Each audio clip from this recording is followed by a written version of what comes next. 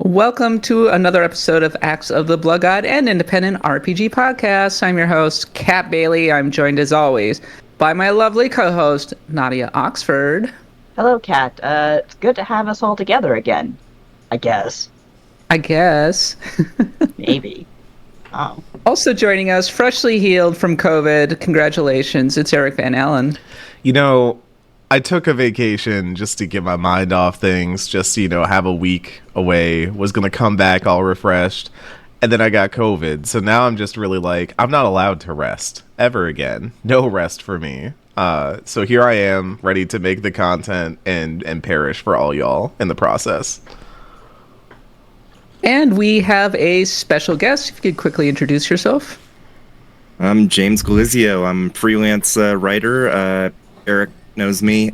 We've seen each other at events a couple of times. I've been with RPG Site since 2017 and here to talk about Trails Through Daybreak. Yes, he is. Yep. Due to popular demand, we will be talking about The Legend of Heroes Trails Through Daybreak, which is now available in the US. RPG Site reviewed it. It came out kind of early, the early part of July, when we were either busy or recovering from COVID, and now we are somewhat well positioned to play it. James, you played the Japanese version originally? Yes, You're that hardcore? Yes. Yep. I actually have a contact at Falcom, and I've already requested code for the game that's coming out in Japan in like 2 months, Kai no Kiseki, because yeah, I'm excited for that. Awesome. Indeed. We'll be getting into it. We'll be talking about whether or not it's a good starting point for the series, which is something that everybody always seems to ask, and such and such. But before we do that, if you enjoy the show, please leave us a review on the podcatcher of your choice. Support us on Patreon, patreon.com/bloodgodpod. Just $1 a month. You can get the show ad-free, and you get access to our Discord. We're going to be doing our Acts of the Blood God stream on August 17th and 18th. We were just talking about locking in the schedule before this podcast. We should really do that this week. But we're going to do that. It's going to be exciting. August 17th and 18th. Mark your calendar as we do another weekend-long benefit for Trans Lifeline. I'm going to tease something else. Moonblaze Wolf is going to be doing another speed run.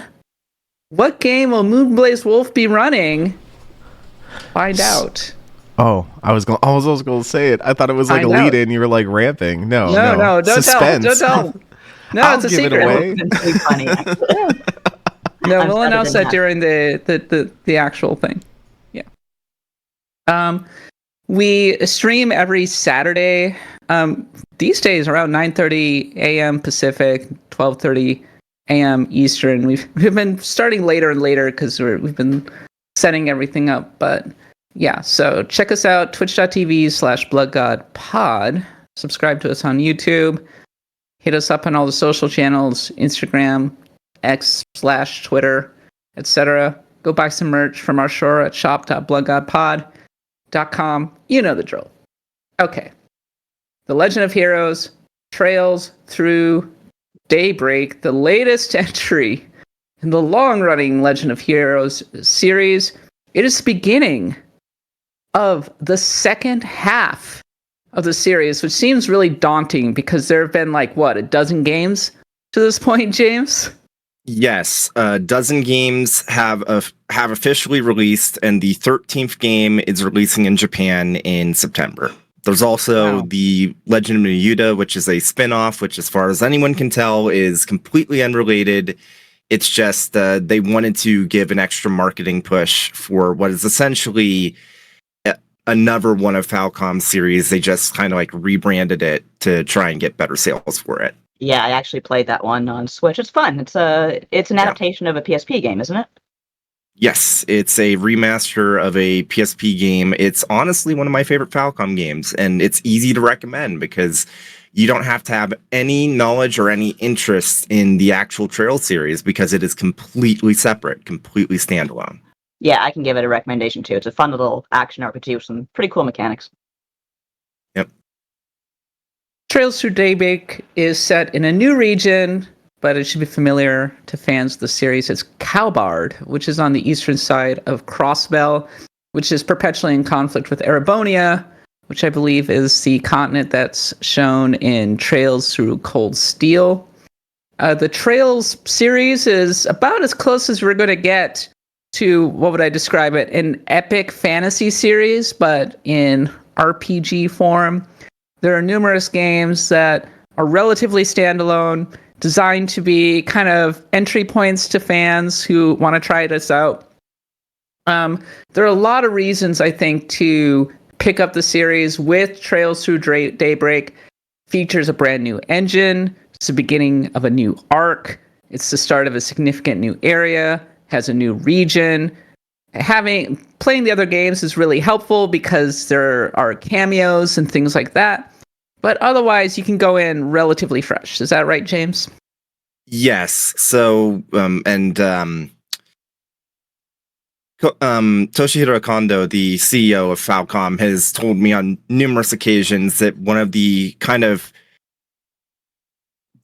tough points about the series is that it's unlike anything else in both the industry, but also specifically the RPG space, because the series is 12 games long so far, and even though there are different arcs where you can jump into them at any kind of starting point for an arc, obviously this is an RPG series unlike anything else, where kind of like an MMO, it just keeps building on the same story. Mm-hmm. So I'm pretty sure by the end of the game that's coming out this year in Japan, the average series playtime will be just shy of 1,000 hours for if you're doing 100% of each game. Right. Yeah. So yeah, Daybreak is the first real entry point in the series since Trails of Cold Steel, which I believe came out in 2014 in Japan for the Vita and PlayStation 3. Obviously, it's been ported to PlayStation 4 and PC since, but yeah, it's been a while since there's been a new game in the series that wasn't just bogged down by, oh, you need to have played at least 2 or 3 other games to realistically start with this one. But yeah. I think it's funny that we used to be wow, Xenosaga. What a crazy idea for this multi-part series that's supposed to be taking part across multiple consoles. And now we're probably going to have a series that goes 24 entries across a variety of different consoles. And they're like, screw it, we don't care. You can pick it up whenever you want. The core 24 franchise is back so far. It's going to eventually be 24, right? No, actually, Kondo just did an interview with GameSpot a week or so ago, and he said, oh yeah, so this is the series' 20th anniversary in Japan. There will not be a 30th. We are finishing up the story before the 30th anniversary. Oh, wow. Yeah, he did say we're going to get to the end. Yeah. Yeah. I mean, arguably, I would say... Sorry. Yeah. Arguably, I'd say because the series is going to be ending off within the next decade, now's probably the best time to get into it, because it'll take you less than a decade to get through the games, hopefully, and you'll be ready to see the end of the story. Yeah, theoretically. there you go. I just hope I make it another decade, honestly. Yeah, I was going to point out that he probably wants to avoid a situation like what happened with Shenmue, because Shenmue has always been that also going to have so many parts, and it's going to be told over such a long time. And now Shenmue 3 kind of didn't really do what it needed to do to revive that series, and you sit here okay, so what happens to the story that was planned for Shenmue? You don't want to end up that creek. And so if Trails is going to continue momentum and keep going, definitely having an endpoint in mind is not the worst idea. But I do find what's interesting about Trails outside looking in is that I think it's the closest thing we have to single player MMO design, in that you kind of have this broad overarching world where you're doing all these different stories, and even you're playing different characters, different parties and stuff like that, but it is told within a shared world that is building on top of itself, maybe in some ways through cameos, but also just through the way that the world changes over how you play it. Does that kind of carry through Daybreak? Because Daybreak is a fresh start in a lot of ways, right? Yes. So one interesting thing about the Trails series, which is kind of not really a spoiler because it's something you can see from the outside looking in, just looking at like the various entry points. So in universe, it's been like 6 or 7 years, somewhere around there, from Trails in the Sky first chapter through Trails through Daybreak. And in Trails in the Sky first chapter, there's a side quest where it's like, we have made the world's first computer using magical electricity, orbment energy, that Right. sort of thing. Yeah. Trails through Daybreak, people just have smartphones. The internet's real. It's Yeah. modern day now. Yeah. By Um, the time I started playing, they had like the big flip phones. Yeah. That they kind of had that design, but yeah. Well, in the Uh, RPG site review, the story is described as picking up a year and a half after the events of the previous century, Trails into Reverie. Trails through Daybreak puts you in the shoes of Van Arkwright, a Spriggan mercenary. After accepting a seemingly innocuous job, it's always an innocuous job, it's never innocuous, trying to locate a Genesis, a keepsake of heroine Agnes's late great-grandfather, Van is thrust into events that will see him uncovering the mysterious Alameda. This organized mafia has been gaining a foothold in Calvard, and Van soon finds himself at the center of events that will shape the region. James, you played Trails through Daybreak. How does its story stack up to other entries in the series? it's my favorite one. Whoa, that's big words, huh?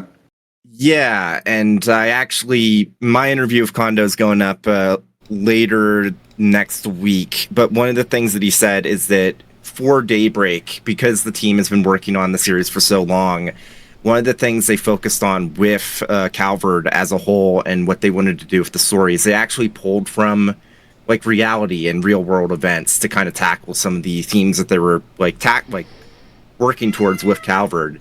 And I feel like it had a very positive impact because you can feel it. You can feel it. It's very much grounded in a way that I feel like some of the other games weren't.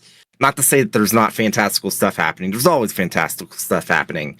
But there is, I wouldn't say an edge necessarily to it, but you can definitely feel like, okay, they're making a point here, and it does resonate to a degree. So, What's the point? racism is very, very bad. Racism bad. I've heard that. I mean, that's yeah. not a bad point to make in Mhm. 2024, Yeah. right? Yeah. Since people have trouble getting the message, yeah. Just a little Yep. bit. It also introduces a bunch of other interesting kind of improvements, including a new alignment system based on law, chaos, and a mix of the two. It reminds me a little bit of Shin Megami Tensei. Is that kind of accurate to say, James? Yes, the alignment system in Daybreak, though, doesn't directly impact the core story. It's just kind of like I wouldn't say set dressing, because it does kind of inform the ideas that they go for and they tackle with these side quests. That's another thing I'd say is that the side quest writing in Daybreak is a notable step up from previous games. For example, like in previous games, you were like bracers, which were basically mercenaries or basically cops, and Trails from Zero and Azure, the Crossbar, you are just cops. And then a lot of the types of quests you were doing throughout the series prior to this were pretty much the same thing. They even made jokes about where it's like, yeah, you're a cop, but you're also doing the stuff that's for bracers. You're basically bracer cops. And in Cold Steel, you're like a military academy student, but it's like, hey, we want you to be more well-rounded. Here's some jobs. And by the way, I used to be a bracer. So these are basically bracer jobs. With Daybreak, it's different. Like Van, like you mentioned, he's a Spriggan, and what that means is that he isn't a bad guy, but he's a bit more morally gray. He'll take jobs from people that maybe aren't always on the good side of the law, and because of that, you get to see kind of both sides of the Calvard Republic. And you get to see, like, for example, there's one job you take from someone in chapter 2. This is just the minorest of spoilers, where it's like, I'm trying to find my long lost sister. I'm her brother, and we were separated at birth, and it's like, I'm trying to find her. Here's a picture of her now. And then you go through it and you find her, and she's like, I've been dealing with the stalker lately, and I'm just worried he's gonna find me again. And it's like, oh shit. Yeah, And it turns out you that, figure out it's like one and the same. Yeah. Yes. And you didn't really get much of that in previous games' side quests because now there's like, again, more moral ambiguity to it. So it's like, okay, what do you do with him now?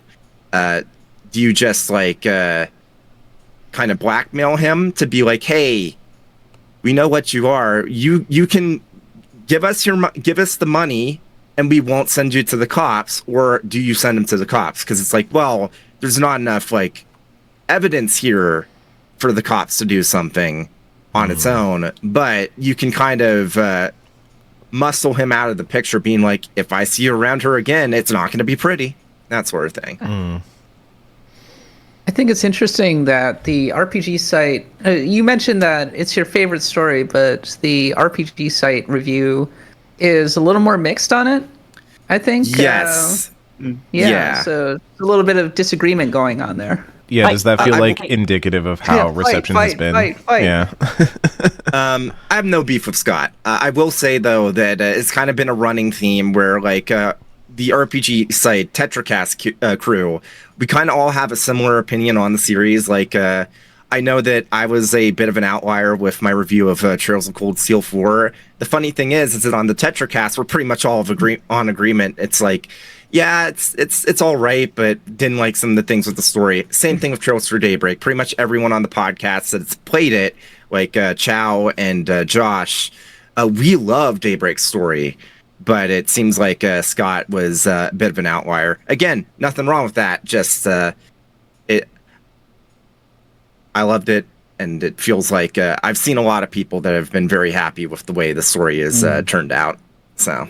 I mean, it happens. Like, Katie used to be the opposite of whatever we liked, or whatever we hated, she loved, and whatever we loved, she hated. She was the best. The rule was if Katie liked it and Mike liked it, then it was, then probably they were right. Yeah. If Katie liked it and I liked it, then Katie was right. Good rule. Good rule for life. Does Katie like it? Probably good. Villains. One of the points that Scott called out in his review was that he didn't like the villain, apparently, in Trails through Daybreak. Yeah, so I would say that Daybreak is one of the better starting points, but one point of contention I will share is that the villains, I feel like, they're good, but a lot of their motivation isn't immediately clear unless you've played Trails into Reverie, because there is a post-game kind of prologue set of VNs for like leading into Trails through Daybreak, and one of those very specifically lays out, here is the main villain's motivation. What is he inspired by? And you can still get that going through Daybreak, but if you've played Reverie, it's more immediately obvious what he's going for. And I do think that is a demerit for Daybreak if it's your first one coming in. I have a question about Daybreak's combat, if I may raise it. It has like action RPG stuff in it, doesn't it? Where you can like kind of brawl on the field and stuff like that, where you can fight and stuff like that. How does that feel? Because it feels like we're at a point where a lot of turn-based RPG developers, like Metaphor is a really big example, like Metaphor is doing this, where you can kind of fight on the overworld and resolve a conflict there with sort of action RPG stuff, or you can go into a turn-based. And I think Daybreak does something somewhat similar. Like, does it work? Does it click? Does it all work together in unison? Yeah, it's ironic how like Daybreak did this in 2021, and now we have Metaphor coming out that's doing a very similar thing, because it's basically the same system. Because I played Metaphor at Summer Game Fest, and like with that, it's like you bash on an enemy in the field until you get a stun gauge, then you press a button to transition to the turn-based battle system, and you get like a buff heading into the battle if you've stunned the enemy. The only major difference is that with Metaphor, there is a transition into a bespoke arena for those fights, whereas with Daybreak, it's completely seamless. It's all on the same world map. It just like transitions to turn-based battles in the middle of wherever you're fighting. Does it work well? Do you feel like it's a good evolution of that combat system? Yeah, so I'd say it's less of an evolution of the combat system itself, but it's more of like a pace keeper. Because in previous games, like the Cold Steel games, you could attack an enemy on the field to get an advantage into the turn-based system. Mhm. But now it's like, okay, if there's these weaker enemies, you can just like deal with them on the field instead of going into like the turn-based system at all. Mhm. And then Yeah. for stronger enemies, you build up to get an advantage when you start the fight. So it's less really a separate battle system and more a way of streamlining like the process of going through the game. It feels like we've been verging on this like shift in turn-based games for some time, because even like, you know, not a turn-based game, but Tales of Symphonia way back when I was playing it on the GameCube had that thing where you can kind of shoot your little ring, do a little burnt, and if it hit the enemy, you're like, oh, you get to start with the thing. And a lot of games have done this sort of like swing your sword to get an early strike and you'll get an advantage. And now they're going like, hey, you can swing your sword once. Why don't you do it a couple times? Why don't you do a combo? Very Persona of them, honestly. Yeah, Going back to Persona 3, and I don't think Persona 3 was the first to do this by any stretch of the imagination, but it helped popularize it in a lot of ways. So I'm not surprised to see more and more developers going in that particular direction. The funny thing is, in the more PC RPG end of things, we just had a game in Baldur's Gate 3 that was leaned so hard into turn-based combat and really gave lie to the commonly held wisdom that turn-based combat just is not mainstream enough. Turns out, if you have enough characters who you want to kiss one another, you're going to be doing okay. Maybe that's what Dragon Quest needs. They It's tried with 11 people. You I feel all could like- have put Sylvando if you wanted to, and you know you I feel wanted like to. even before for Baldur's Gate, like even like Honkai Star Rail kind of proved the same point. Like it's wild how like for years we've had people saying, well, turn-based RPGs aren't as popular as action RPGs, whereas the two most popular RPGs of 2023 were turn-based. I also look at games like Octopath, which like obviously Octopath didn't set the world on fire, but it was like a pretty notable game for Square Enix in that year, and definitely one that garnered some acclaim from this podcast, among others. But like it's kind of strange to see the ways in which these things kind of branch out and then fold back in. And obviously, like, Final Fantasy 16 was the thing that kind of spurred this whole discussion forward, right? That, like, 16 was going all the way into action, arguably past action RPG and into the world of, like, Devil May Cry and stuff like that. And a lot of that was centered around the idea that they were trying to get new audiences, new, like, eyes and stuff like that. And then Baldur's Gate 3 shows up and says, hey, like, you can do D&D because people know about actual plays. They know how D&D works. Like, it works if you package it right. So I'm curious, like, with Daybreak, does it feel like the turn-based is still solid, still where it needs to be for that system? Or like, is kind of the action stuff on top just like whipped cream on top of the sundae? Or what's sort of the situation? Is the balance good there? Yeah, like I said, it feels like the action combat is mainly there for pacing, and I'd say that the whipped cream analogy is a good one. Gotcha. There's actually some pretty major changes to the turn-based battle system itself to not really accommodate the action RPG system, but like Trails into Reverie, the previous one, was building off of 4 games beforehand of we are just making the Cold Steel battle system more and more and more. So Daybreak does a lot of things that are a bit different. Like, the best way of putting it is that there's now like a kind of combo system or a combo rate where it's like if you get a number of hits, and that doesn't mean actions, but some like attacks hit multiple times, the higher the combo rate of the hits go up, the more damage the more your damage gets boosted. So there's a whole thing where it's like, okay, one of your party members, her S-Craft, which is basically your limit break, does a bunch of hits, especially if you're attacking a group of enemies. So maybe you're doing a boss fight, there's like one main dude, but there's a couple like weaker dudes. You start off with an attack from her, then you use her S-Craft so you can break in and like steal a turn. and then you get the combo rate up, and then you just like whack with like single target hard hitting attacks from the rest of your party, because it's like, well, you got the combo rate up, so you get your damage boosted, so you want to take advantage of that. Does it feel like that So stuff like directs the combat in a way, though? Because the flip side of that is always like, okay, so now we have like an optimal way to kind of cash in. Do you still feel like there's meaningful reasons to want to not just jack the combo rate way up and then cash in, or are there times where it feels like the balance is still solid? I'd say the balance is still solid.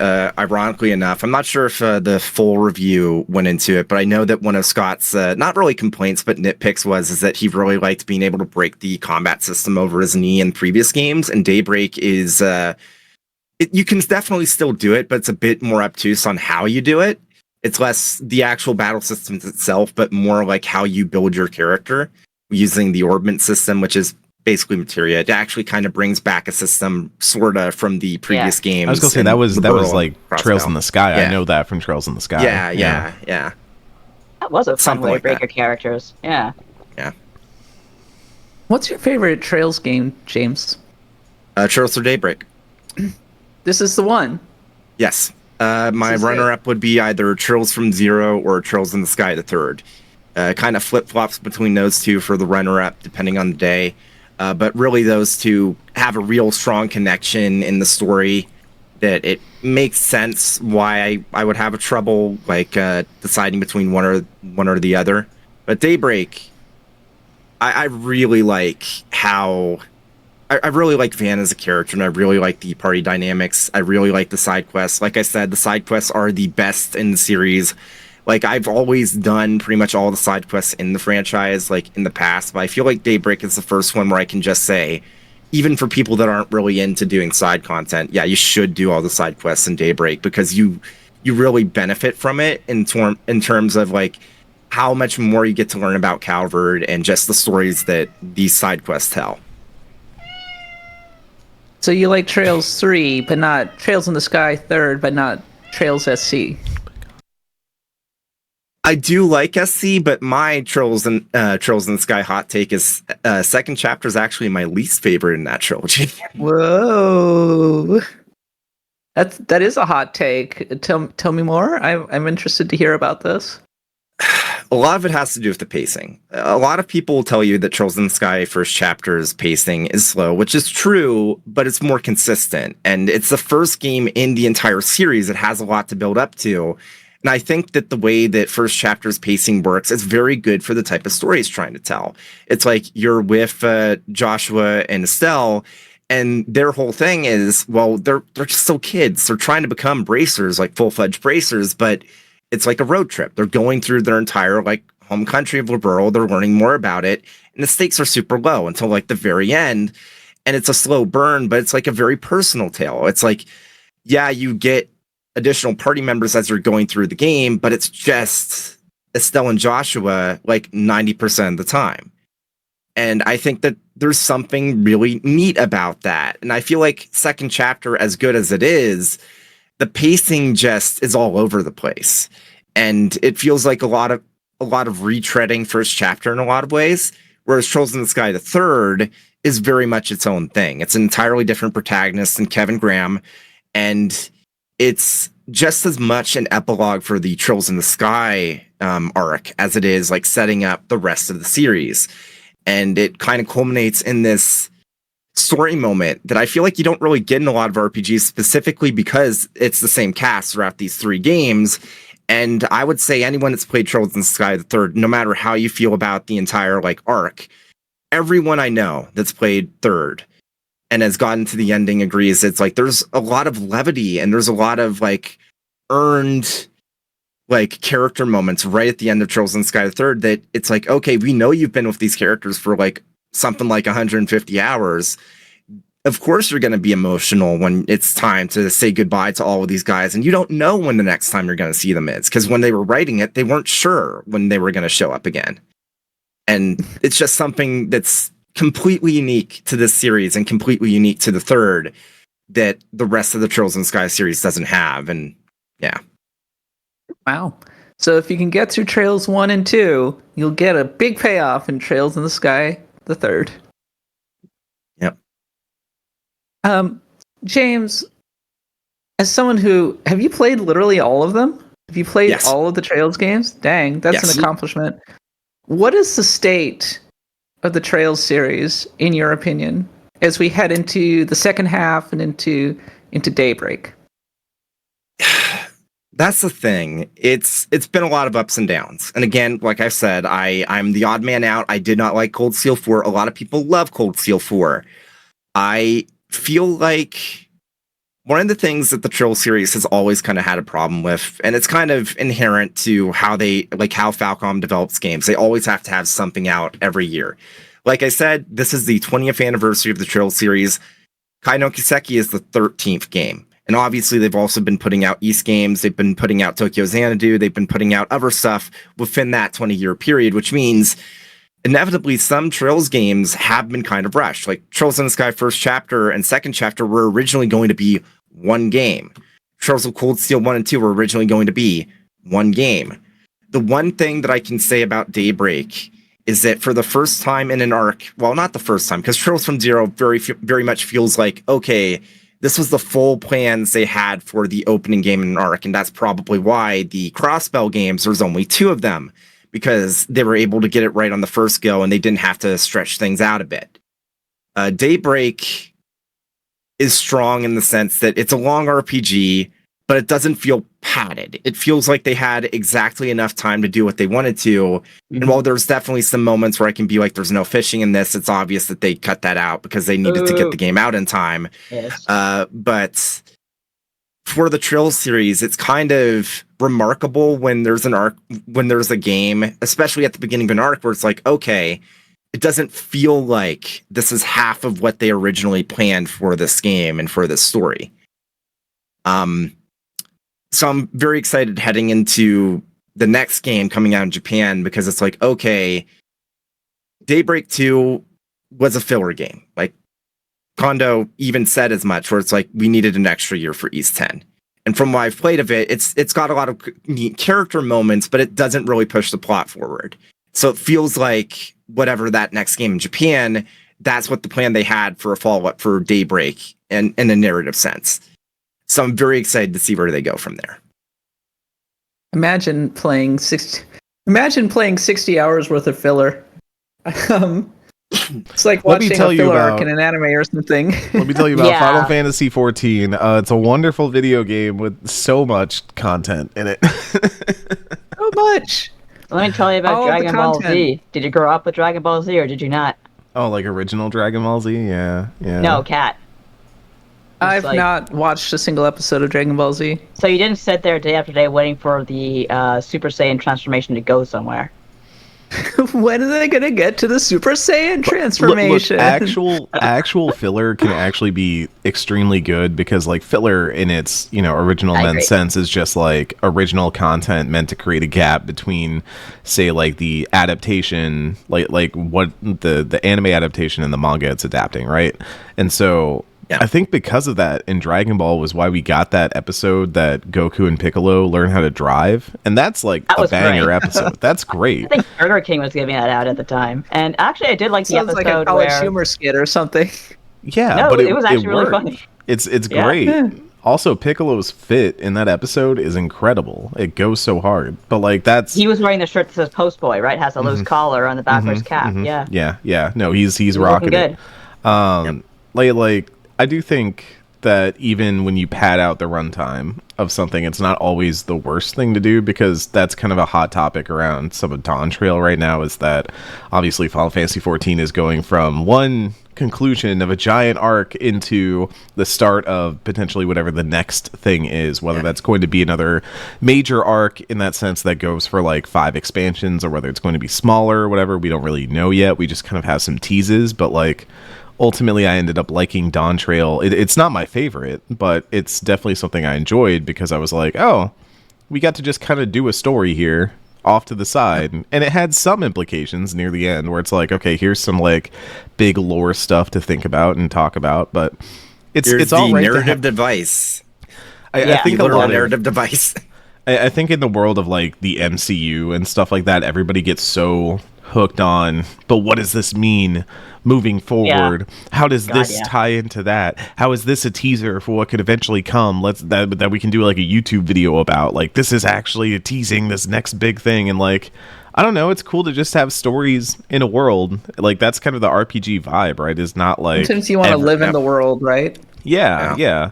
We play RPGs because they're adventures, and adventures aren't all just kind of building on each other towards some grand conclusion where every thread gets tied in perfectly and all that. Like, sometimes just an adventure happens. Like, something, I think of Avatar: The Last Airbender when we were watching that for the Autumn of the Avatar, and we had those episodes where it was like, oh, they just kind of did something this week, and it was really interesting, and it might come up later, it might not, but like, that's what made that show really compelling, in my opinion. Was that whole, like it does fucking play about us moment?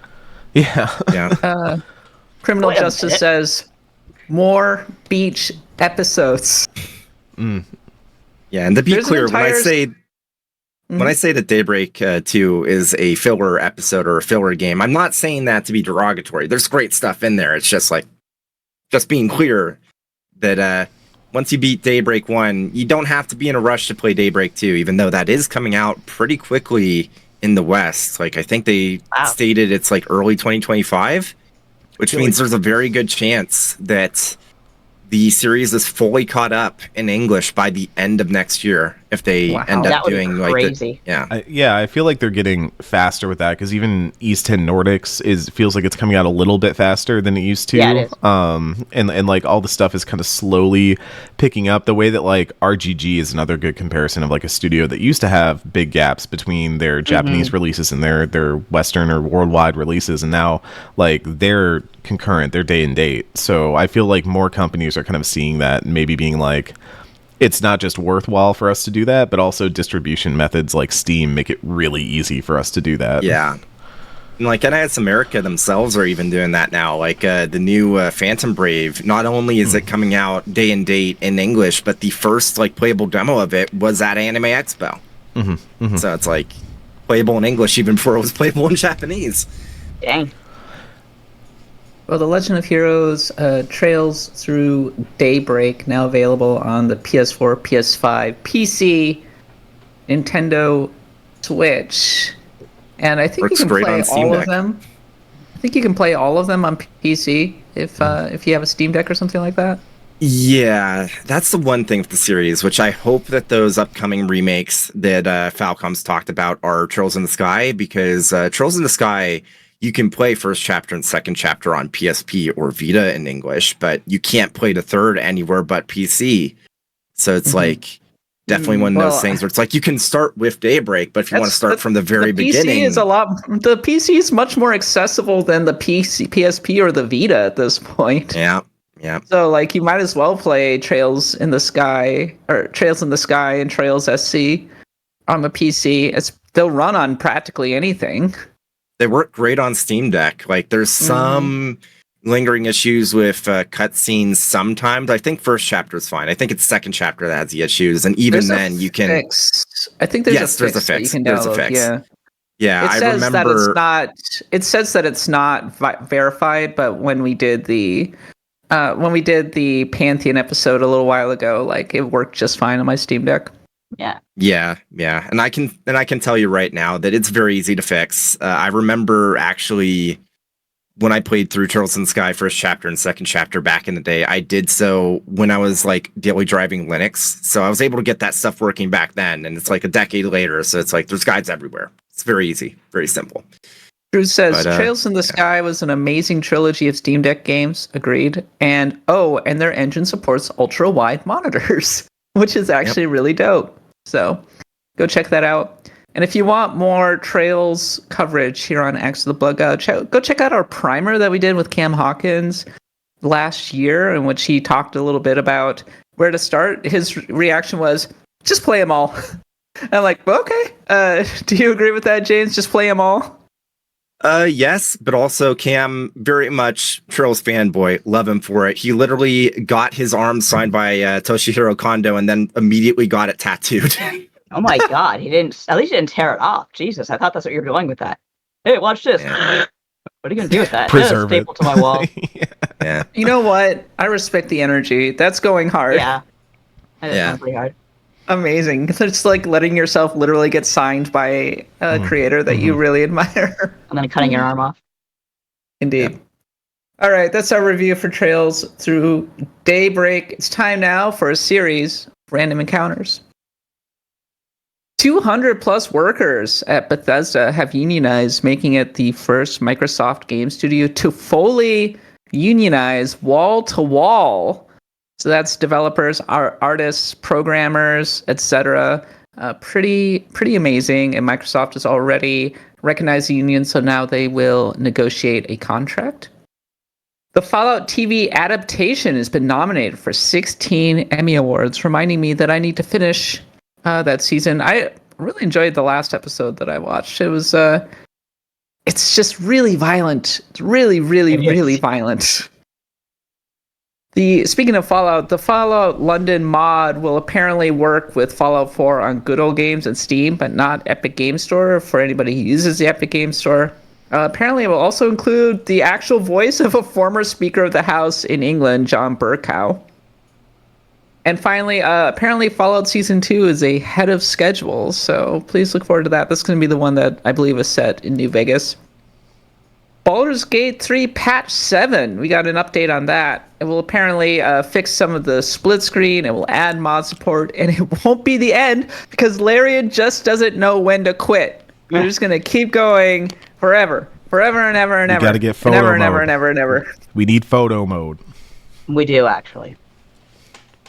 Diablo 4 is getting a new class. It was revealed this past week. You can go check out the hands-on preview over on IGN.com. The Spiritborn class. It's a Guardian summoning class. Dungeons of Hinterberg, which is a game that I very much want to play. It's out on Xbox Game Pass right now. Also, I believe on PC. And finally, Evo. Evo's happening. Evo, Street Fighter 6. Oh, wait, I have and we can probably. God damn it! I keep forgetting we have that. I should stop it. Because every time I say it, Eric reminds me we have it. Eric playing the little sound horn on the soundboard, but we could be getting some big announcements by the end of the weekend. So please look forward A new Mega to Man that. game? Oh, I love that game. Yeah, Thank you, yeah. Captain. Wow. They're announcing it at Evo for some reason. It's crazy. That makes perfect sense to me. They would do that just to screw me up. My prediction. This is my big prediction. Are you ready? Mm-hmm. A new Marvel versus game. It'd be Oh my interesting. god, I think Infinite was disgrace. Like, I think it was just... I Here's don't why. know. Here's why. Because they're compiling all of the Marvel versus games into a new compilation release. Not all of And- them. Not all of them. Not all of them. Not actually. UMBC 3. Not Not three the Sims. and not Infinite. It's Okay, just 2 and 1. The good ones. What? Whoa. Okay, MVC I know, 3 Marvel is versus Right lit. Capcom. all day. Three's good. Thank you, Cat. 3 is lit. Anyway, I think this compilation is a hint that they're releasing a new one. That's all I'm saying. I they're would like definitely them to, just considering because it. they screwed up Mega Man X so badly. I just wanted to have another chance at being a hero in the Marvel vs. Capcom universe.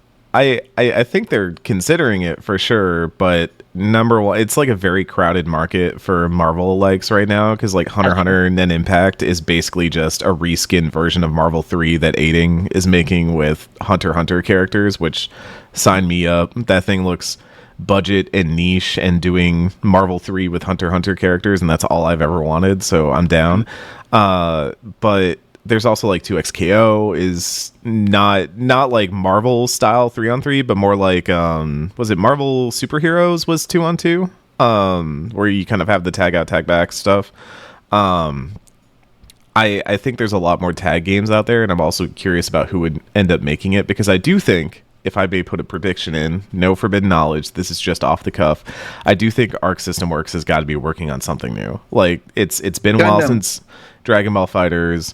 They've had other games coming out in the interim, but it feels like it's time for them to either be looking at some new big anime adaptation. I would love to see. My dream, Gundam Fighters. Gundam FighterZ would be cool, but my dream Is that actually of all something that time, could happen, or- my One dream Piece? of all time is Full Metal Alchemist, like a 3-on-3 Oh, that would fighting be game. sick. I'd Like, play that. It would Holy be shit. disgustingly sick if that ever happens. We've never had like a really, really good Full Metal fighting game, and it feels like built for that. I was rewatching That'd be Brotherhood while I was sick, cool. so Oh my god, yeah. I wonder Explain though if the Arc system works nowadays is too big to just do like an anime adaptation for a fighting Are they game too now. big? you say that, but anime adaptation is the like we have made it big, and now we get I was to gonna get say, the license for something. DBZ like a pretty big game. Like realistically, Yeah, it would it's- probably be something more like One Piece, Dragon like Ball something was that's by far their current, biggest thing but- ever. Yeah. Yeah. Yeah. yeah. I don't know. I wonder if they might want to focus on their own IPs, but I'd love to see a One Piece fighting game by them. I feel like that would be awesome Yeah, like because I know. Yeah. oh, I was just gonna say like Dragon Ball Fighters was so like it wasn't just an incredibly good fighting game. Like ArcSys has the chops to make incredibly good fighting games, but it was also like it honored the source material in a way that like is frankly incredible from the way that different moves work. There were all these kinds of comparisons of like shots of their actual animations in game next to like manga panels and anime screens and stuff like that of like they literally were using the moves that you saw in the source material, and I think that's what is super impressive about Fighters in the end is that like they know how to not just make a good fighting game but make one that feels like you are playing the anime, playing the manga. And something like One Piece or like Naruto, I mean those would be the obvious ones, but I would kind of hope for something either a little bit more left field or I don't know, something a little bit more interesting. We've had a lot of One Piece games. We've had a lot of Shonen Jump games. Like there's no shortage of Shonen Jump fighters out there, even though they're mostly like arena fighters or like Jump Ultimate Stars on the DS and stuff like that. But like, I would kind of like to see something like Full Metal or even maybe a newer Shonen Jump title or like an updated like Shonen Jump All Stars that has some of the newer crop of characters from like Chainsaw Man and Jujutsu Kaisen and stuff like that to join in with some of the classics like Goku and all that. So I'm with you. Full Metal Alchemist Brotherhood, the fighting game, would be lit, and I would play that all day long. But who's your main? Who's all your right. main cat? who would be my main? Who was the guy with the black hair who uses fire? Roy Mustang. I was gonna say, I know Yeah. Mustang. Yeah. Yeah, I like Roy Mustang. Are there lady alchemists in Full Metal Alchemist Brotherhood, or is it all brotherhoods? Are they all bros? Wait, are you so Brotherhood, including the alchemists? sister. Alchemists, you've only got What about the teacher. sisterhood? Yeah, no, alchemists you only have teacher who's like the mentor of Ed and Al, but you also have oh god, what's her name? The general. She has like the sword and she leads the Briggs forces. I'm into her. She like Yep. like there's a whole scene where she like drives a tank and like attacks an enemy with a tank and stuff like that. And you'd probably Would I also be the like tank in the fighting game?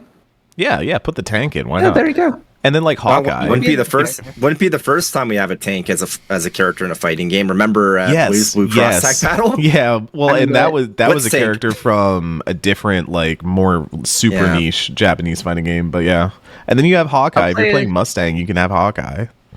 Perfect. Olivia or Mira Armstrong, I guess. Oh, I don't Olivia know. Armstrong. Yeah. Yeah, there you go. Per the wiki. Thank you, Robo Riley.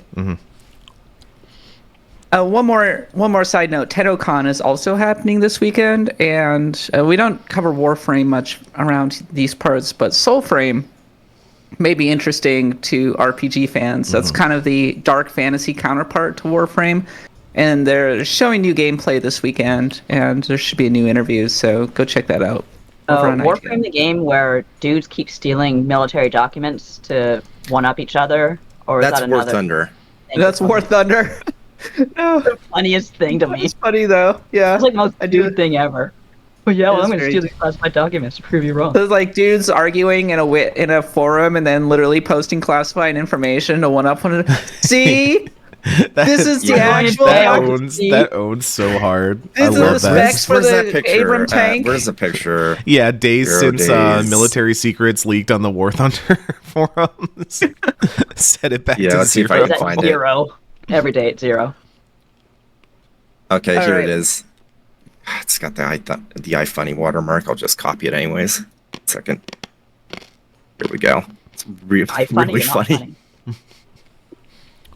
Hilarious. The clapping.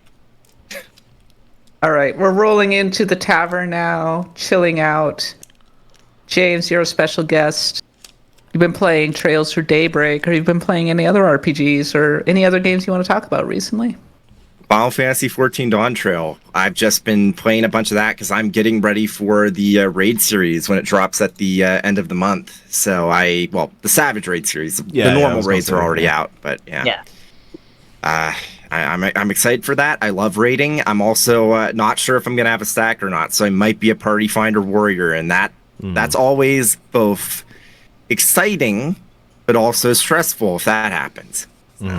Yeah, because there's a lot of expectations when you go into those like pickup games and have to be like, okay, are we doing this blind? Are we like watching a video beforehand so we know how it works? Like, what's the vibe? And 14 is always a pretty good community, but there are like some people who get really into the raid side of things. Like that's where kind of maybe the most toxicity can accumulate is in those areas, and that's always a bit nerve-wracking. I've got a static this time, so I'm happy.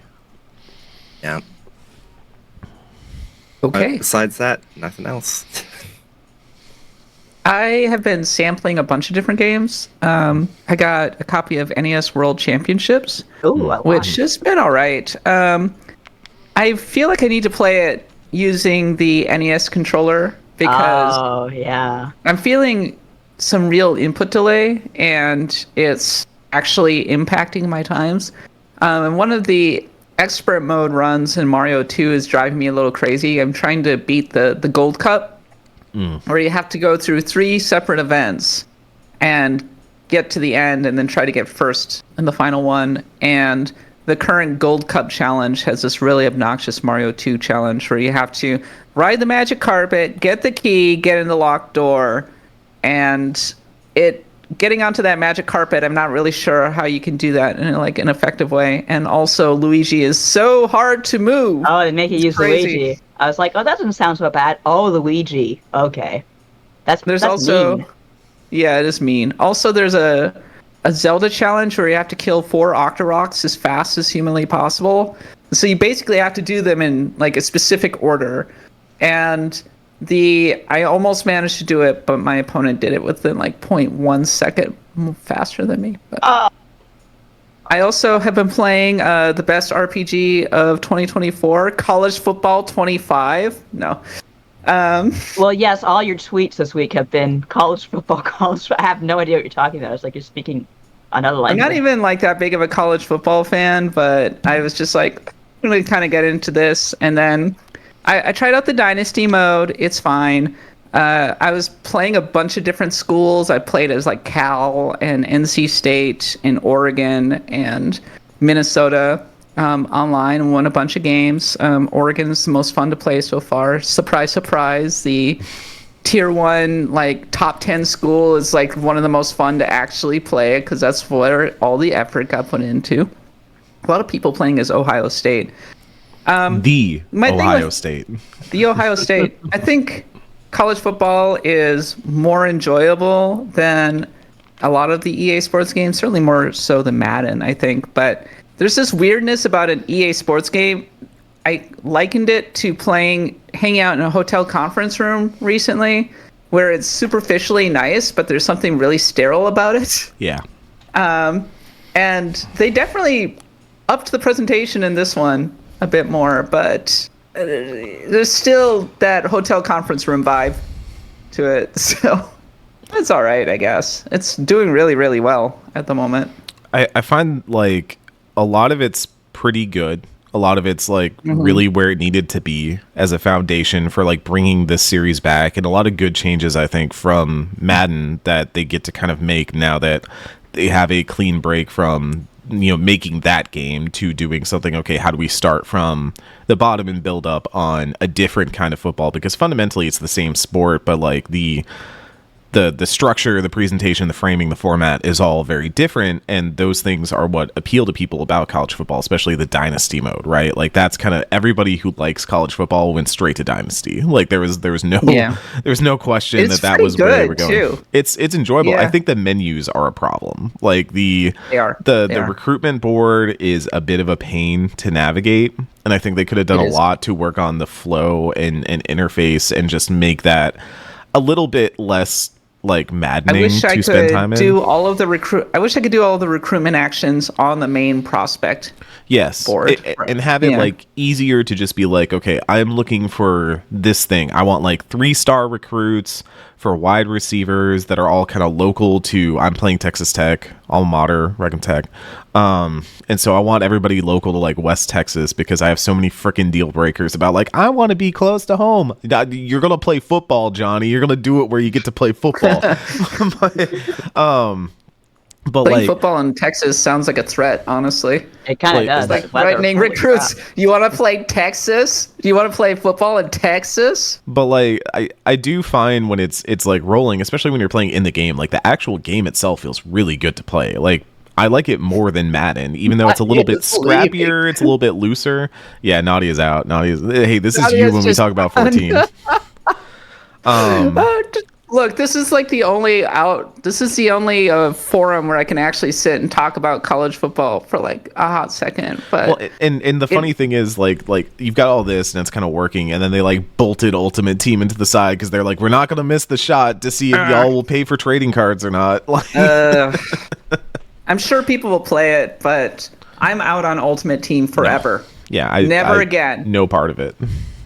I've done the grinding. That's why I'm like kind of allergic to playing Final Fantasy 14 and anything that's like grind heavy, is because I think playing Ultimate Team broke me. I can't do it anymore. It's okay, over. But those are two fundamentally different things. I just want to stress that. Please do not compare the slot machine of Ultimate Team to Final Fantasy 14. Okay, fine. It's true. Playing Final Fantasy 14 is a little different than cracking packs in Ultimate Team. It's just anything that has like repetitive actions is just like, do this raid 500 times. No, I don't think so. I don't think I will.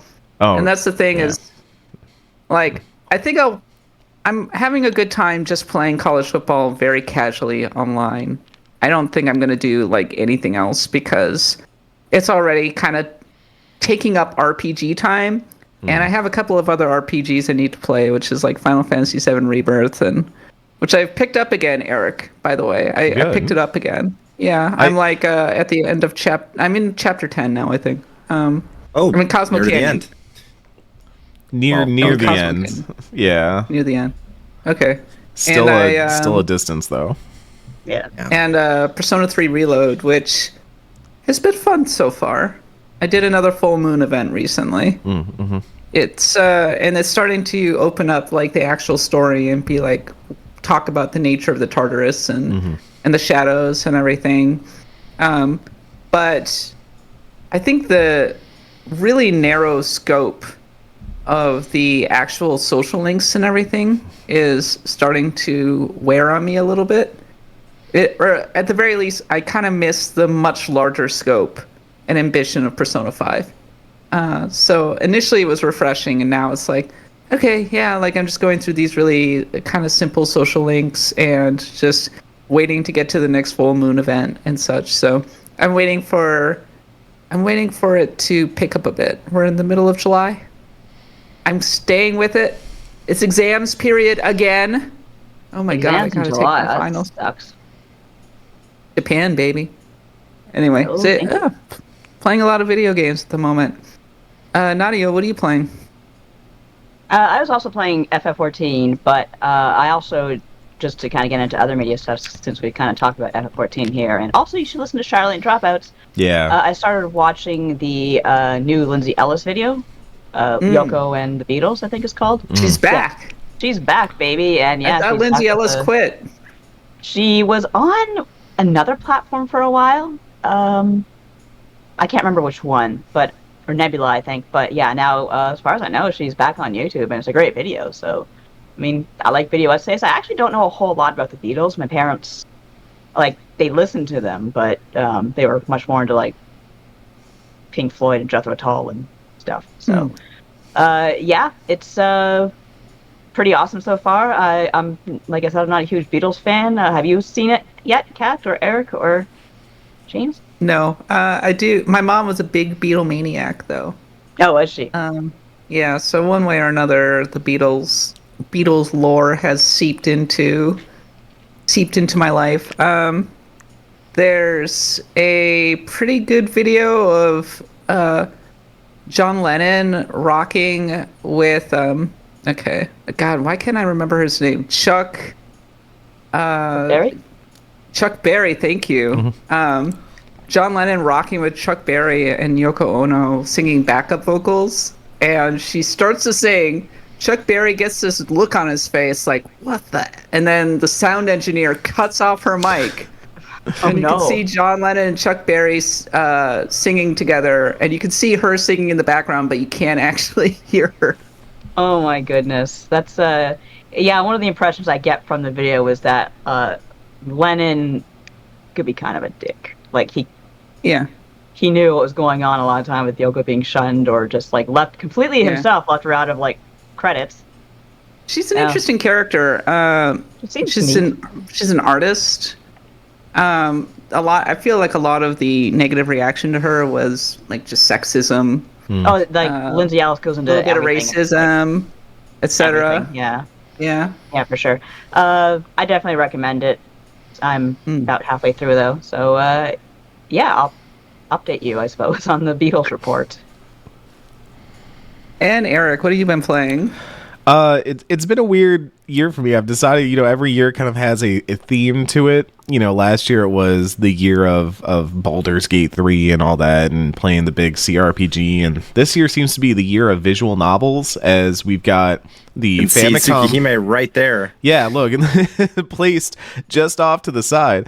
We'll talk about that in a moment. But like, Famicom Detective got the new game announced, and I'm really excited for that. Obviously, Ace Attorney Investigations, the Miles Edgeworth games, 2 is finally coming over to the West officially, so that's really exciting. And then I've been playing Tsukihime, which is, if you're not familiar with it, it is the first, I believe, visual novel from Kinoku Nasu, who is the writer of Fate Stay Night. I'd read Fate Stay Night ages ago, a long time ago when I was first getting into visual novels.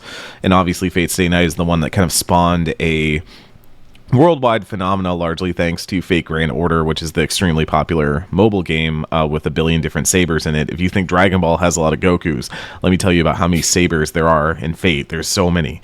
But Tsukihime is like set in the same world, and I wasn't really sure what to know, like, going into it. I knew that it somewhat involved vampires in some way, and that it was related to Melty Blood. Like, all the characters of Tsukihime are the characters of the fighting game Melty Blood. So it's like, okay, there's going to be some magic, probably. That's, the world that Nasu has, and the Nasu-verse is like, there's a lot of magic circuits, people who train a lot to be able to do magic and stuff like that. That's usually a big crux of his writing.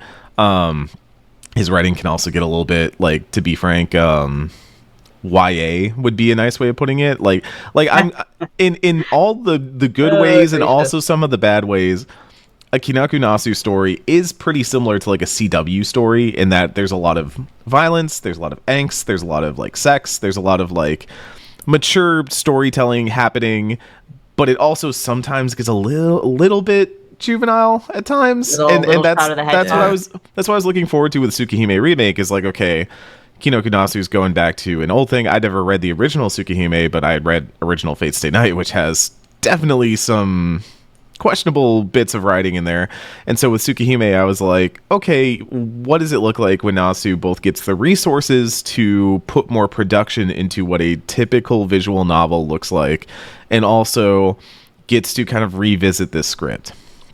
I'm going to say up front, if you are interested in this thing, there are content warnings out the wazoo. It is a horror story. Like, there is gore, viscera, carnage, some deeply unsettling scenes in which the main character is going kind of feral in a way that is aggressive and like difficult to read at times.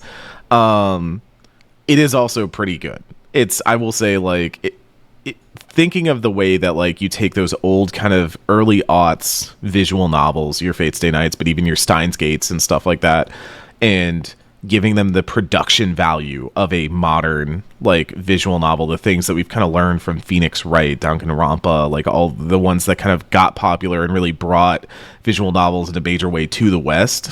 It feels like a marriage of the two in a really interesting way. There's a lot more interesting like shot composition and thinking about how you can use just the way that things appear on screen to be unsettling, to create dread, create horror, to use art to kind of like convey what is happening, even though it's a lot of still images and stuff like that. Really great use of sound effects, of sound design, a lot of really smart things that have been done, even just the way they have the flowchart now where you can kind of go back and say like, I want to jump back to a previous choice to run through this stuff, or like there are bad ends. It's a game that kind of uses your classic visual novel thing of there are two, but like three routes, like a one route and then a route with kind of two branching like normal end, true end type thing.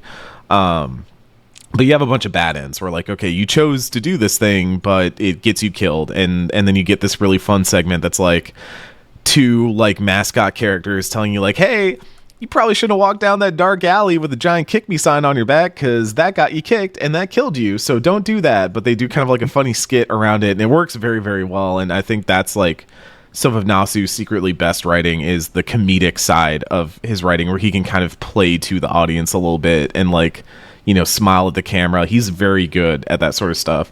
But the horror writing is really incredible. Like the sheer sense of dread that comes across in just text on page, text on screen, because I'm playing on my Switch, is really, really incredible. And I've kind of been wanting that because I think a lot of modern, you know, what we call visual novels, adventure games are a lot more interactive in some ways. They're a lot more engaging. You kind of walk around and you do stuff. Like Danganronpa is honestly kind of blurring the lines between an adventure. No worries.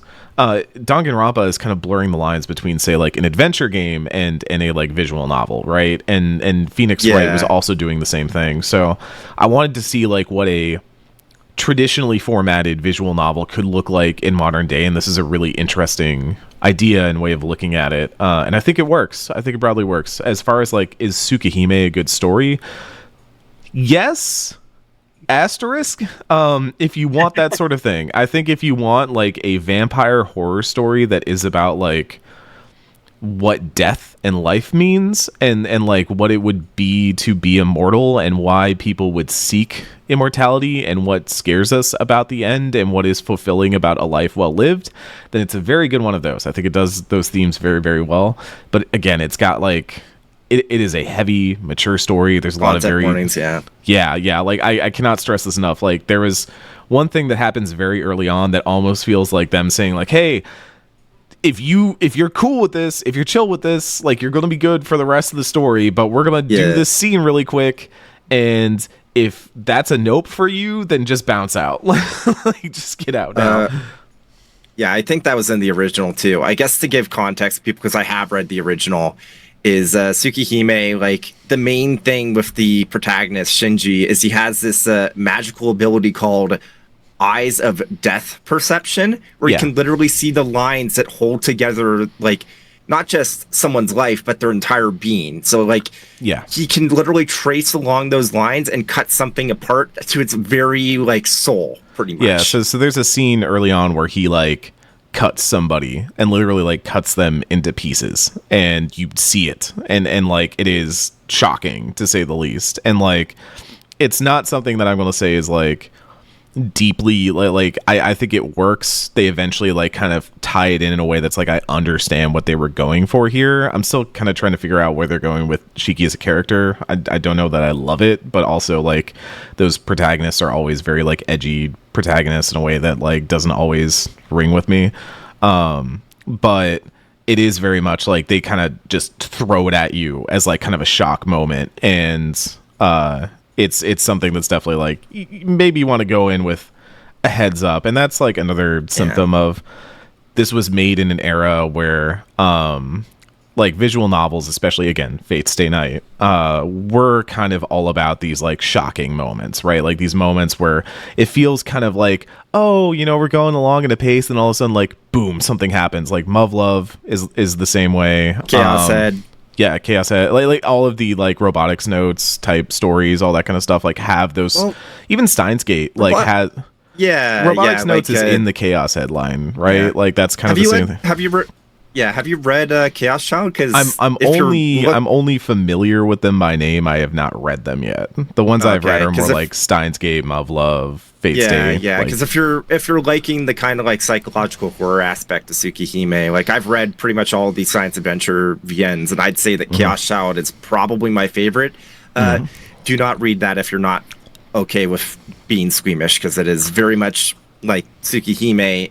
Content warning, content warning. Song of Saya is the same way too. That was like a really popular one for a long time. That was about literally like this dude who sees like gore and viscera everywhere, except for when he's like he just sees like Cronenberg stuff like everywhere. But then like this one girl, he sees her as normal, and so he's like, oh, okay, this is like the good person, and it's kind of a horror visual novel in that way. And a lot of stuff of that era was really kind of like pushing boundaries, like doing mature storytelling.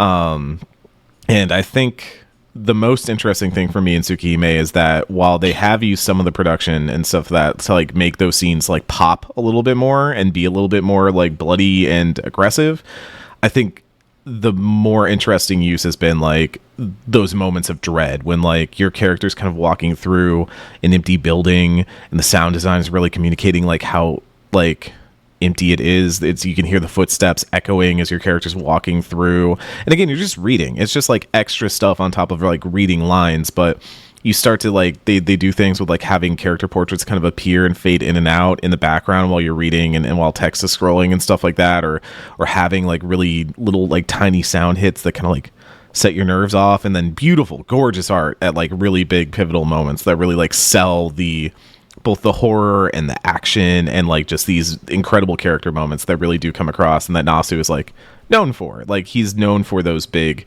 cinematic action moments where like, you know, I am the bone of my sword and summon unlimited blade works and all that. Like that's kind of like the calling card there, and so those do work. And so I found Tsukihime to be very interesting to read because of that. But this is all me also saying, like, if you're looking to get into visual novels, I would not recommend Tsukihime as a first one. Like, this is definitely not, like, my first one. Please go play Phoenix Wright. Please go play even Danganronpa's kind of shaky. I would say the House in Fata Morgana, but that also has some of that stuff, too. So it's like... Also, House in Fata Morgana gets there a little bit slower, and in a way that I think feels a little bit more... Like, there's a ramp to it, and it's not like Tsukihime, where, like, literally... like 2 hours into that thing, all of a sudden it was like, cool, we're gonna do a really messed up scene now. Like I was like, oh god, this is tonally shifted in a way. But I do find it really interesting to see how like visual novels have had kind of a resurgence in the US in the modern like players vocabulary, like adventure games and kind of even stuff like I would say your Gone Homes, your Edith Finches. Indie games have definitely like resurged that because you know, they are like not as complex theoretically to make. You can use Trello and things like, or not Trello, what's Twine. Trello is the board that haunts me at all days. I mean, look, a Trello adventure game would be kind of interesting. Put a pin in that. I'm pretty sure if you search on itch.io, you might find one. Just a hunch. It's got to be there. So there's a lot of stuff that I think like visual novels in that format of storytelling are coming back in a way. It was really interesting to see Nintendo put its weight behind something like Famicom Detective Club, because I think that was very much a case where they had this one of their producers who's really good, has worked on so much of their stuff in the past, came around and said when they were remaking Famicom Detective Club, those first two games, he was like, I've got a pitch. Like, I think we can make something work. And I'm really curious to see what his idea of those games in the modern age looks like, because like Phoenix Wright's been doing very well. Like Great Ace Attorney was phenomenal. I love that game. I would even say if you want to get into visual novels and you want to play like one VN, Great Ace Attorney Chronicles, perfect one to start with. 100%. God, the arc of that game is incredible. I think like the main complaints about it back in the day were that it was kind of split in two, and you can tell like where the split is in the story, where they broke it into two games, and like it's a massive cliffhanger that leaves so many things on the table. But playing it as one collection now, you're like, oh, I gotta play the next case. This is so incredible, and you can just jump right into it. It's funny talking about Nintendo with like Famicom Detective Club, because it's not even just that. Like they did Another Code Recollection this year, which was ostensibly a remake of the two Another Code games, but also it was like the way they remade the second one was like, okay, this is more of like its own story now. They've really heavily retooled the ending and whatnot. And even Square Enix is doing stuff like Paranormasight, which is like, I thought Paranormasight was a banger. Like that was a really good video game. And then Uchikoshi has been back at it again with AI the Somnium Files. Like the first two were pretty. I think two was incredibly good. One was good, but two was incredibly good. And now like there's been some teasing out there that there's something new coming from him. Obviously the Tsukio folks, which is Uchikoshi and Kadaka from Danganronpa, that are like now working on this weird tower defense Danganronpa style game. It's just been a really good time for visual novels and adventure game making and stuff. Even stuff like Lorelei and the Laser Eyes kind of falls within that realm and is really interesting and really neat. So it's been interesting to see this style of game come back with a vengeance and see how all these authors like Kinoku Nasu or Uchikoshi approach making a modern version of this, making something that visual can appeal to the modern gamer. The revenge. The revengeance. I wonder when people head back and give the Utawaru Mono series another shot, because love that series. When They Cry. Wait, no. I'm thinking of a different one. Yeah, no, I was thinking of Higurashi. You're thinking of When They Cry. You're thinking of Higurashi Umineko. Umineko is one that I really want available on modern platforms, because that's supposed to be like the grand opera of visual novels. And it's incredible. Also only available on PC, unfortunately. Yeah, but like, and that's the other thing, is Steam Deck has made playing so many of these and distributing so many of these, even jumping back to like Nihon Falcom and talking about their games, like the fact that Steam Deck is surging and PC adoption rate is so high compared to what it used to be, that like that's gotta help folks that just have been distributing on just PC for a long time. So all of it is and no. There's some issues with Valve and visual novels, I know, in the past. Like Full Metal Demon Muramasa is only available on GOG because like Valve just didn't allow it on their storefront, and that's like a major VN that people like. But that's a whole other discussion. Yeah. Earlier this month, we released a Pantheon of the Blood God episode about wizardry, which is and I think that visual novels are like the full other end of the spectrum. If you have like RPGs and wizardry is on one end, then visual novels are like on the other. Like no story whatsoever, just dungeon crawling and systems.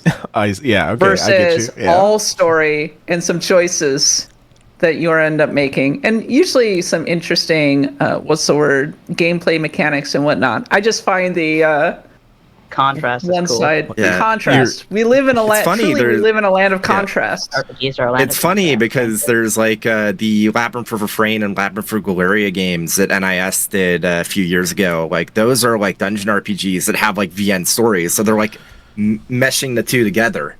The thing I find interesting about it is, like, I was doing some research after Famicom Detective Club got announced, and Smuplations had some stuff about Yoshio Sakamoto, who is like the main guy behind a lot of both Famicom Detective Club and also famously worked on stuff like Metroid.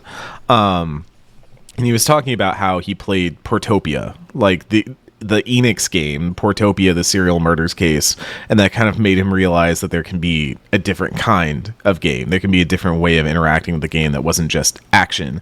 But when you think of something like Portopia or Famicom, you have a command menu. You have an RPG command menu. It's just your verbs are different. The way you use them in the world are different. But like, how much difference is there between hitting the attack button on an enemy in a random encounter and using the look button to find the item you need to advance the story? Like, I think that's an interesting question, and you also see those things kind of merge over time and play with each other and play off those ideas over time. So, all that is to say, visual novels, maybe a major facet of RPG development over the years.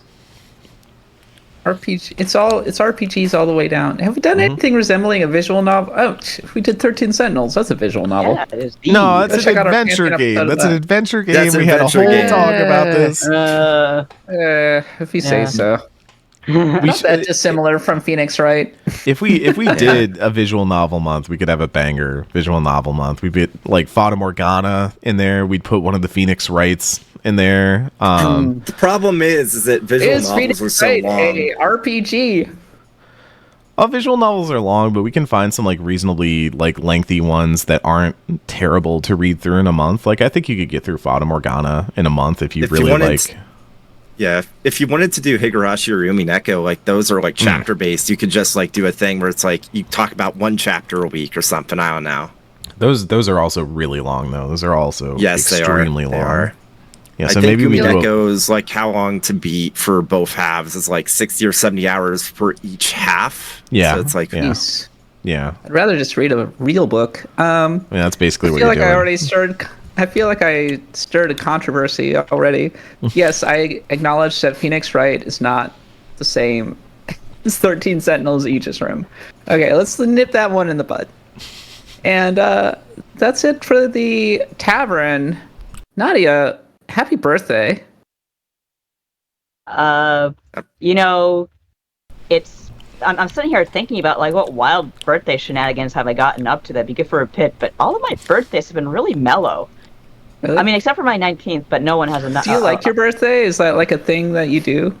I am absolutely, what's the word I'm looking for? Just neutral towards it. Like, I mostly do something because my husband wants to, and he likes to do something nice for me, which is nice. But, you know, my feelings aren't hurt one way or the other. Like, I appreciate, like, oh, happy birthday. It's like, oh, thank you. Like, maybe that's one of the reasons I can't think of a wild birthday party story is because you know, as a kid, I had, you know, a cake, and my grandmother had a pool, so I'd have like a pool party with a couple of my friends, and I wasn't a party animal, I guess, so maybe that was also my problem right there. What kind of cake did you usually get?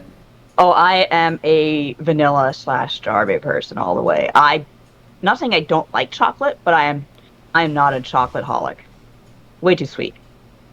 I always had angel food cake with the strawberries Mm. and the frosting. I do like white frosting. It's really good. I love white. Oh, and thank you for the Really birthday tasty. wishes, everybody. Yeah. Yes, I am birthday agnostic. That's a good word for it. But about yeah, Go ahead. Yeah. I think when I was 19, of course, that's when you become drinking age in Canada. Except in Quebec. I 19 think is the 18. drinking age. That's a very 19's strange drinking drinking age. In most of the country. I like the specificity of that. It's a very 18. Shelbyvillian drinking age. No, it's 18 in Quebec. But yeah, I went out with my friends that year. We went to a strip club. I don't. Okay. Back when male strip clubs were a thing, I don't think they really. I'm pretty sure that was the Zanzibar. If anyone knows Toronto, They're absolutely and if you look still a at thing, the Nadia. Hulk, They still exist. I'm talking about the Zanzibar itself because I think it probably has a 50,000 health code violations right now. But if you look at the Hulk, the first Hulk, like the movie that came out in the 2000s, I think it was, like it's up there. No, it was the second one. It's up there, up front. That was a strip club. Yeah, even that was very, you know, kind of big deal. I went to a strip club. Woo. But otherwise, yeah. Do you have any like crunk birthday stories? I'm just not a party type, I guess.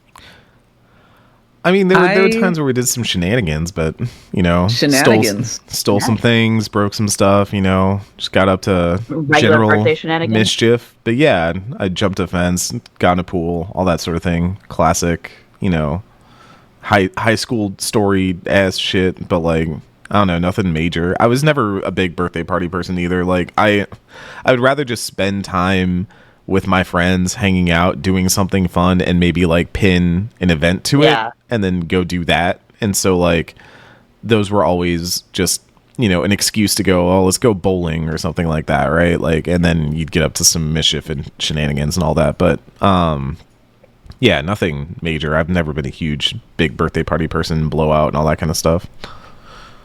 I turn my birthday into a week-long celebration with It's over here, the multiple opposite. dinners and hangs Catfest. with all of my friends. Yeah, Baz, yes. It's all about cat, Mm-hmm. and I love it. This past year, we went to like the Alameda Pinball Museum. For last year, I shot a musket, which was like a cool way to ring in the old Kinda cool, 40th yeah. birthday. I try to do something fun and interesting. I don't know. Whenever I make it to another birthday, like I'm always like, I made it. I made it to another year, and it feels like an accomplishment at this point. Nice. Yeah, that's a good way of putting it. I don't want to get dark or anything, but there are people that I graduated with who are now dead. So That's kind of sad. yeah, so I think that enjoy your life, and congratulations on making it through another year, Nadia. Thank you. And I wish you a year of health and happiness and success. Enjoy. Oh, thank you. And if you're listening to this on Monday, you're obligated to subscribe now. Yes. Thank you. Also video games. Also Yes. video games. Everybody who's listening to this should subscribe to the podcast as a Patreon, as a gift to Nadia. It's a great gift. I agree. I think it's the best gift you could possibly give yourself. Yes, money. And that's it for this week's episode of Acts of Blood God. Thank you so much for listening. As always, if you enjoyed the show, you can support us on Patreon at patreon.com/bloodgodpod. Your generous donation keeps this podcast going. We've been going for about 3 years now. We've got bonus content. Our Pantheon of the Blood God is in full swing. We're going to be doing Pokemon, and that's going to be coming up sooner than you think. Beginning of August. Next thing we know, it's going to be time for another Pantheon vote. What's going to be the Pantheon vote? I guess you'll find out. James, where can we find you? You can find me at SWWEET posting on Twitter. I refuse to call it the new name. Or you can find me at THESWWEET on Blue Sky. I used to be the same handle on both, but Elon Musk is well, the less I say, the better. Truly, go check him out. Go check out RPG Site's review of Legend of Heroes Trails Through Daybreak. Gosh, that's a mouthful to say. And keep subscribing to us. We'll be back next Saturday, twitch.tv/BloodGodPod. We're heading into the post-show now with the stars of Destiny, Anthrax Bees, Criminal Justice, Harvest Lunatic, Kal-El, Laguna Matata, Nuclear Sandwich, Robo Riley, Spookyman BR. Thank you all for your generous support. We're going to go hang out. Till then, I've been your host, Cap Bailey, and for James, Eric, Nadia, and myself, thanks for listening. Thanks for having me. Adventuring.